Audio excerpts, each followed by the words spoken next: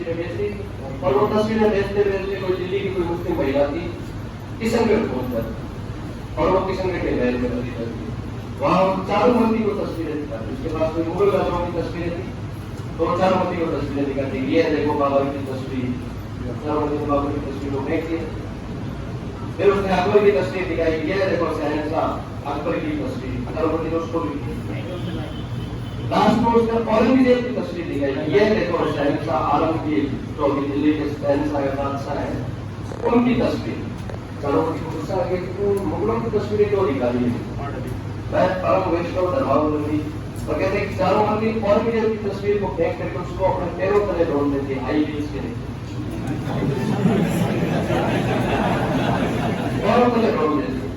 तुम्हारे इन मुगलों को क्या समझो की तस्वीर क्यों निकाली? मुस्लिम महिला को औरंगजेब की तस्वीर को पैरों तले ढोल दिया, जो इतना खतरनाक इतना कट्टरपंथी राजा, उसके दरबार में कोई छींक भी दे बिना अनुमति के तो उसकी गर्दन कलम कर दी जाए। या तो रावण का ऐसा कि रावण के दरबार में हवा भी चलने से पहले पूछ ली मैं चलूं कि नहीं, पत्ते भी गिरने से पहले रावण से अनुमति लेते थे कि मैं नीचे गिरूं कि नहीं। बकाया तुलसीदास ने लिखा कि रावण की रीत ऐसी थी, पाप जरत तो बाप, हवा भी चलने से पहले और पत्ते भी गिरने से पहले रावण से अनुमति लेते। तो आदमी काल को अपने पैरों के नीचे रखे, जिसके दरबार में इंद्र खुद पानी भरे, उसको हवा को भी अनुमति लेनी होती, जैसा साम्राज्य रावण का। औरंगजेब जो था वो बहुत कट्टर था। उस मुस्लिम महिला पर अगर ये बात अगर मैं अपने औरंगजेब को जाकर के बताऊं तो वो पक्का मुझे इनाम देगा। और वो महिला वो तस्वीर वहां से थी, उसके लेमिनेशन करवाए और किशनगढ़ से सीधी पहली फ्लाइट में दिल्ली आई। हाँ, और दिल्ली एयरपोर्ट आकर के लाल किला के सामने औरंगजेब के दरबार के सामने दोस्तों से मिले, रुपया करते थे डॉन से विराट करने लगी कि आए मेरे बूढ़े बाल ये क्यों नहीं गई, एक डायलॉग बताइए। और ये कहा कि रुपये है तो लोग क्या बात हो गई इसके साथ, और ये मेरा क्या बात होगी कि क्या बताऊं, पता नहीं कहीं मन नहीं कर रहा है ये देखने के लिए मैं जमीन की क्या। और महिला कहती वो तस्वीर दिखाती है, देखो बादशाह आपकी तस्वीर को किशनगढ़ की राजकुमारी ने पैरों तले रोना है। औरंगजेब की बात बोली तो कितनी किसकी जरूरत थी, मेरी तस्वीर को पैरों तले रोक सके। औरंगजेब ने कहा कि कौन किशनगढ़ की कोई राजकुमारी है, अड़ियल राजकुमारी तो आपकी नहीं आपके दादा की तस्वीर तो फेंका है उसने। औरंगजेब पर क्रोधित हुआ। औरंगजेब कहते हैं कि औरंगजेब के दरबार में सबसे ज्यादा हिंदू मनसबदार थे, इतना कट्टर होने के बावजूद भी सर्वाधिक नौकरी हिंदू क्या करते। औरंगजेब ने कहा कि किशनगढ़ से अपने पास में है क्या कुछ, औरंगजेब को पता ही नहीं किशनगढ़ है क्या है कहा, छोटी सी रियासत थी किशनगढ़ की जाए। गूगल पे सर्च किया तो पता चला कि अजमेर के पास कोई करोड़ की रियासत है। औरंगजेब ने कहा कि किशनगढ़ से अपने तरफ है क्या कोई, या दिल्ली में दरबार में रहता है तो पता चला कि चारुमती का एक भाई है मान सिंह। चारुमती के भाई का नाम क्या था? मान सिंह। ये वो दिल्ली में ही रहता। औरंगजेब ने कहा उस मान सिंह को बुला कर, मान सिंह को सैनिकों ने कहा कि आपको बादशाह ने बुलाया। मान सिंह पूछने लगा कि आज जरूरत क्यों होगी। औरंगजेब के बुलाने का मतलब कोई ना कोई गलती हुई है। तो औरंगजेब के सामने मान सिंह था, मान सिंह ने कहा क्या गुस्ताखी होगी। औरंगजेब ने कहा कि तुम्हारी कोई बहन है क्या चारुमती? मान सिंह ने कहा साहब है तो उसे क्या गलती करती हो, गलती क्या करती है, मेरी तस्वीर को पैरों तले रोना है। मान सिंह माफी मांगता है कि गलती हो गई, नाराज है। औरंगजेब ने कहा नहीं, देखो बात ऐसी है मान सिंह भैया, अब बढ़ेंगे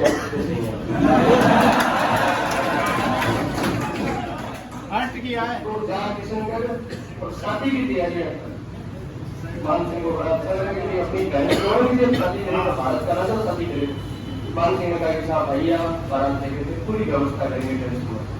मान सिंह आया किशनगढ़ और आकर के चारुमती को कहा कि तूने किसी राजा की तस्वीर को पैरों तले रोता है। चारुमती ने कहा रोता होगा क्या होगा, हुआ कुछ नहीं, कार्ड छपवाने के लिए जाना तैयारियां करके आओ। औरंगजेब की तस्वीर को पैरों तले रोना तो इतना कचरों इतना इनका फील साक्षात है वो, उसकी तस्वीर को पैरों तले रोने का मतलब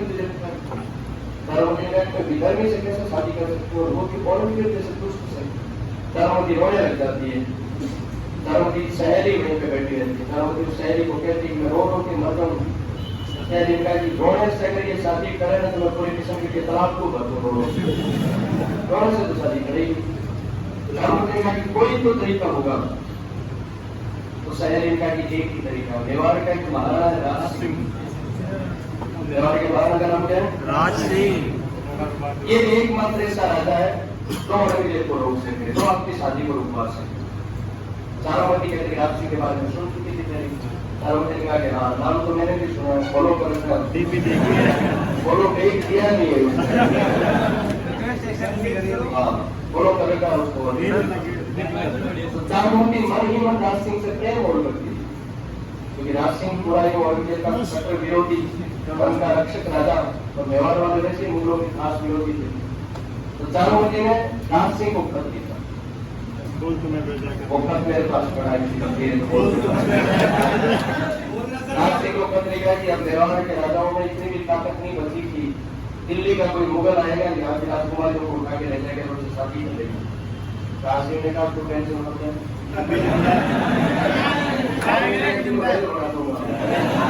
तो तैयार है। चारोवती का हाँ मैं तैयार। राज सिंह ने कहा मीट टू,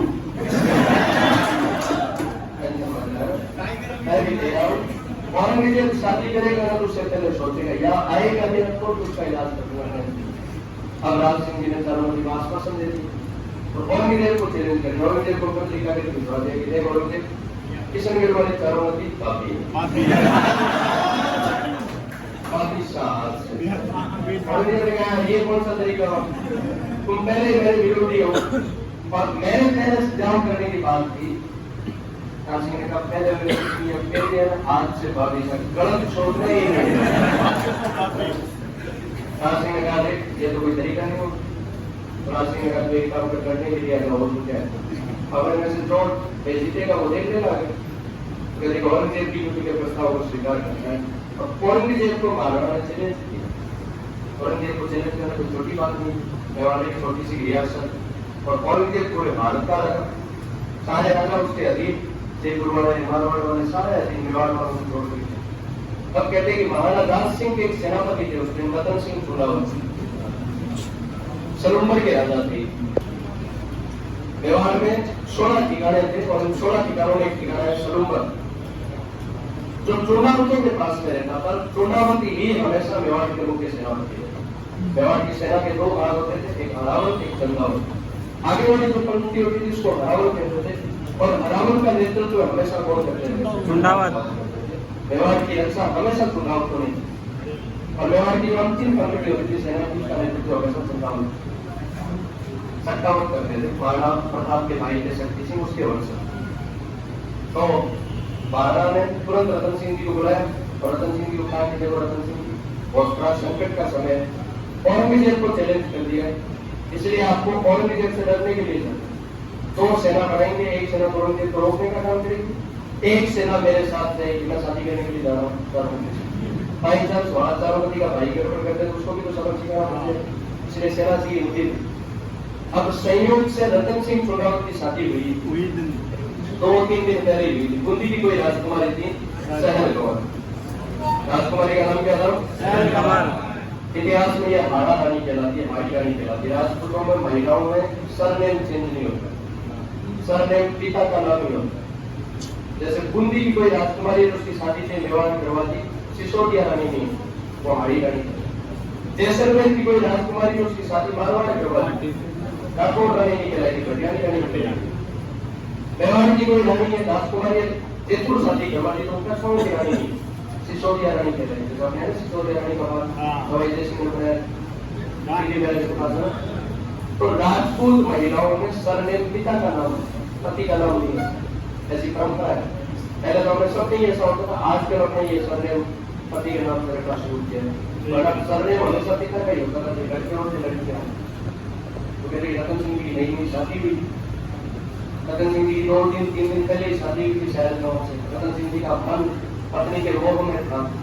रतन सिंह जी ने महाराणा को कहा आप नहीं क्यों अन्याय करते हो। 2-3 ब्याह को हुए हैं, कोई गोवा की टिकट बनवाई तो दूर की बात है। और आप औरंगजेब से लड़ने के लिए भेज रहे हो। औरंगजेब से लड़ने का मतलब ही मौत को न्योता देना है, वापस जिंदा नहीं आऊंगा। इस बार एक काम करो, छोटे वाले भाइयों को मौका दे दो, सत्तावकों को मौका दे दो, मुझे भेजना जरूर पड़ेगी, हमारा लड़का नहीं। व्यवहार की रक्षा हमेशा चुनाव को नहीं किए, व्यवहार के सेनापति आपके पूर्वज चुनाव के गए थे कि व्यवहार को हमेशा संकट से उबारने का काम मेरे वंशज करेंगे। इसलिए ये आपका अधिकार है, यह आपका कर्तव्य है कि आप ही व्यवहार की रक्षा करो। सदन सिंह ने कहा क्या करें छोटा तो ऐसा अधिकार कैसे ऐसा कर्तव्य बना के जाए हो, और क्यों इस संकट में अभी जाना पड़े। रतन सिंह जी कहते हैं कि युद्ध से ज्यादा अपनी पत्नी से मोह था उनको, अपने कर्तव्य को भूल करके पत्नी के प्रेम में पड़े थे वो। हरियाणी सहल कौर को जब पता चला कि उनका पति उनसे ज्यादा मोह रख रहा है, युद्ध में जाने की स्थिति में नहीं हो, युद्ध में नहीं जा पा रहा हो, तो सहल कौर को बड़ा दुख हो, कैसा कहे पति ने। व्यवहार के लिए मर मिटने का समय है, हमेशा के लिए इतिहास में अमर हो जाएंगे। और मेरे मन में मेरे मोह में ये डूबे हुए हैं, तो सहल कौर किसी तरह मोटिवेट करके रतन सिंह जी को भेजती है कि नहीं आपका कर्तव्य है, आपको जाना पड़ेगा, आप ऐसा नहीं कर सकते, व्यवहार संकट में है। रतन सिंह जी थोड़ी सी दूर जाते फिर उनको पत्नी की याद आ जाती है, वापस सहल कौर के पास आते थे, एक सेल सहल कौर को फिर जो दुख हुआ कि कैसा कार्य करती हुआ वापस किसी तरह उसको मोटिवेट करके रतन सिंह जी को भेजा जाता है। एक दो खेत वापस पत्नी की याद आ गई, सेनापति को भेजा और सेनापति को कहा कि मेरी रानी को जाकर के बोल रहा है कि कोई निशानी ताकि क्योंकि मैं उसकी याद नहीं है। सेनापति सहल कौर के पास जाता है और सहल कौर को जाकर कहता है कि राजा जी ने सेनापति जी ने आपकी निशानी मांगी। सहल कौर को बड़ा दुख हुआ, उनका पति युद्ध नहीं जीत पाएगा, उनका मन युद्ध की बजाय मेरे मोह में है, और अगर वो युद्ध हार गए तो व्यवहार की नाक कर देगी। इस समय उसको कर्तव्य पर ध्यान देना चाहिए, मातृभूमि को संकट से उबारना चाहिए। तो वो वीर सत्रानी तुरंत सेनापति से तलवार छीन लिए और अपना शीश काट करके फाड़ दिया। इसलिए आपने कहा जाता है छोटा उतना मार्गी आरोपी ये कवि सुरेश अलवेला।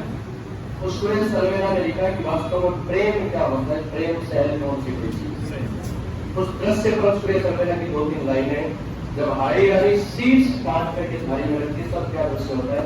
कवि सुरेश अलवेला की 2 लाइनें हैं, कैसा दृश्य उस समय होता है कि धरती का वक्ष चीर चीर धीरता बनी, रोता भयंकर सूर्य ऐसी वीरता बनी, दिए की आग सूर्य सी प्रचंड हो गई, पीकर के जहर जैसे नीलकंठ हो गई, सागर के आंसू रोई थी चंबल की धार भी, इससे बड़ी कथा नहीं मिलेगी प्यार की, चूड़ा को जंग जीत का आशीष दे दिया, आली लखा कच्छपकारी ने शीश दे दिया।